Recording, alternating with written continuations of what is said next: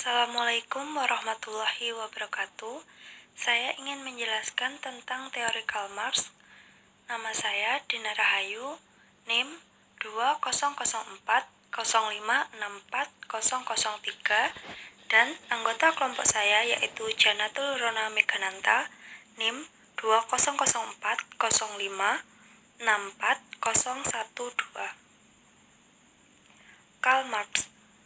Karl Marx lahir pada tahun 1818 di Trier, Jerman Barat.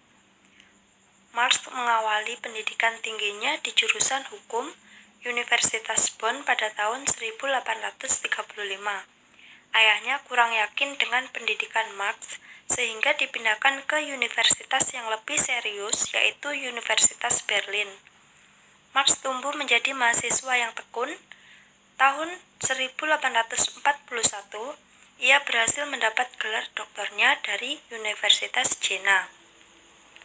Meskipun ia sering disebut Bapak Sosiologi Modern, Marx bukanlah seorang sosiologi dan lebih cocok disebut sebagai filsuf, ekonom, jurnalis, sekaligus kritikus sosial.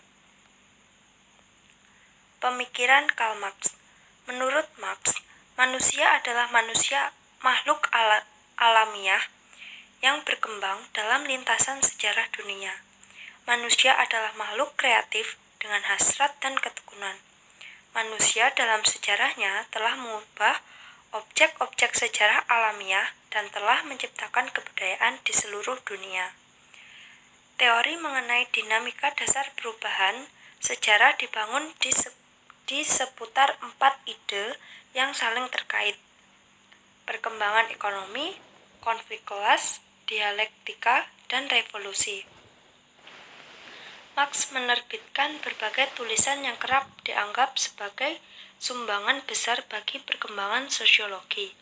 Di antaranya yaitu Economic and Philosophy Manuscript of 1884, The German Ideology, Manifesto of the Communist Party, dan Kelas Kapital, Das Kapital.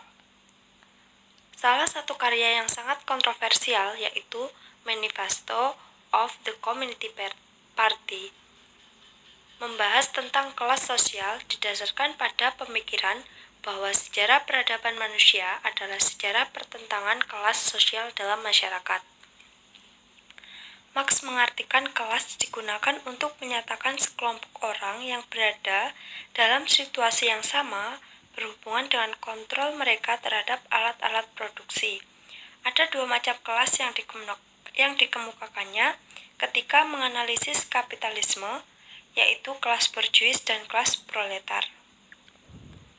Teori Karl Marx. 1. Masyarakat feodal. Masyarakat feodal dengan adanya pertentangan antara pemilik alat-alat produksi dan pekerja atau buruh, maka berakhirlah sistem perbudakan dan lahirlah sistem masyarakat baru, yaitu masyarakat feodal. 2. Masyarakat sosialis.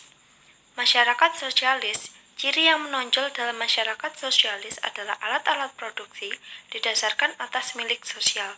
3. Masyarakat kapitalis. Ciri yang menonjol dalam kapitalis adalah adanya suatu kebebasan ekonomi dan pemilikan alat-alat produksi secara pribadi atau individu.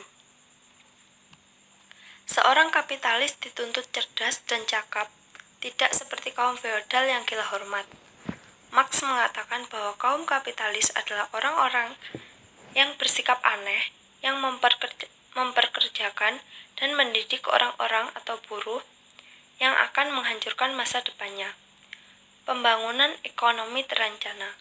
Marx menggunakan teori nilai lebih sebagai basis bagi perjuangan kelas dalam kapitalisme dan digunakan sebagai dasar membangun suprastruktur analisa pembangunan ekonomi. Nilai lebih ini diperoleh dari tenaga kerja yang menjual tenaganya ke kapitalis. Nilai lebih merupakan jumlah tenaga yang diperlukan untuk menghasilkan tenaga baru. Kritikan terhadap Karl Marx. 1. Marx terlalu berlebihan dalam melihat kelas-kelas sosial dan kelas konflik. 2. Marx terlihat berlebihan dalam meremehkan kekuatan kapitalisme untuk mereformasi dirinya. Sekian materi dari kami. Terima kasih. Wassalamualaikum warahmatullahi wabarakatuh.